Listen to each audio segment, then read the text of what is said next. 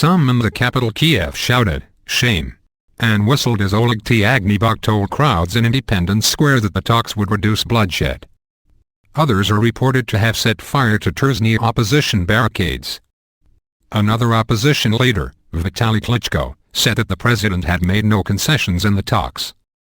Afraid of more deaths, the boxer-turned-politician said that he feared further bloodshed.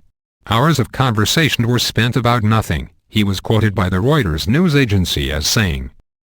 Mr. Klitschko spoke to protesters manning barricades and to demonstrators in Independence Square. There is no sense sitting at a negotiating table with someone who has already decided to deceive you. I earnestly wish that there will be no bloodshed and that people are not killed. I will survive, but I am afraid there will be deaths. I am afraid of this, he said. Mr. Klitschko said that the atmosphere was still tense and that the outcome of the talks was disappointing for the protesters.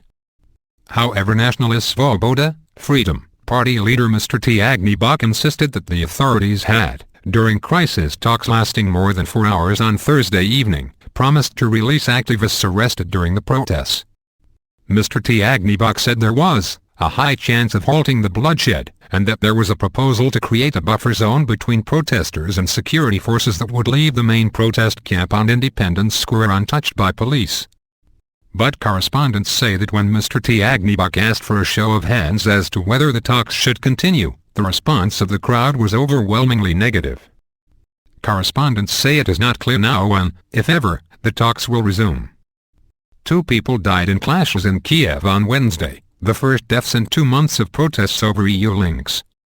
The anti-government protests flared in late November over President Yanukovych's decision to pull out of a landmark treaty with the European Union. The crisis talks lasted for more than 4 hours on Thursday evening. Sources say there could be concessions on the release of activists and repealing draconian anti-protest laws passed only last week. The opposition had earlier demanded the government step down and new elections be called. The BBC's Daniel Stern in Kiev says it is unclear whether the ceasefire will hold as there are thousands of people at the barricades and the atmosphere is very tense. On Wednesday evening, the opposition had given the government a 24-hour ultimatum to meet its demands. If those were not met, Mr. Klitschko said, the protesters would go on the offensive. The BBC's Duncan Crawford, also in Kiev, says protesters are also very angry about a video showing a protester being abused by police. The Interior Ministry apologized after video footage showed the protester being stripped naked and forced to stand in the snow as police took photos of him. The man is then struck on the back of the head by a policeman. The ministry apologized for the unacceptable actions of the people in police uniform. On Thursday there were signs the protests were spreading beyond Kiev. There were demonstrations in at least 6 western cities, where the pro-EU opposition has significant support. Hundreds of protesters stormed the governor's office in the city of Rivne, shouting, "Down with the gang," in reference to Mr. Yanukovych's government. Other reports spoke of attacks on the governor's offices in Zhytomyr, Vinnytsia, Khmelnytsky, and Ivano-Frankivsk.